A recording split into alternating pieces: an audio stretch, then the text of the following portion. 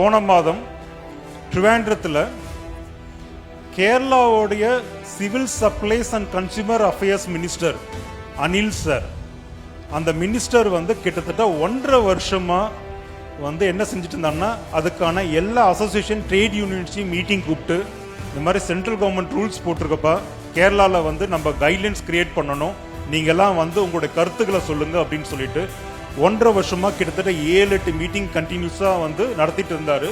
அதில் பார்த்தீங்க அப்படின்னா, நான் உங்களுக்கு சிஎம்மோட அப்பாயின்மெண்ட் வாங்கி கொடுப்பேன், சிஎம் தலைமையில் இந்த மானிட்டரிங் கமிட்டிக்கான புக்கை ரிலீஸ் பண்ண போகிறேன் அப்படின்னு சொன்னார். 19 பிப்ரவரி அன்னைக்கு ட்ரிவாண்ட்ரத்தில் பினரயி ராஜன் சார் சிஎம்மோட தலைமையில் கன்சூமர் அஃபேர்ஸ் மினிஸ்டர் மிஸ்டர் அனிலோட முன்னிலையில் ஒரு 8 டிபார்ட்மெண்ட் மக்கள் அட்டன் பண்ணாங்க.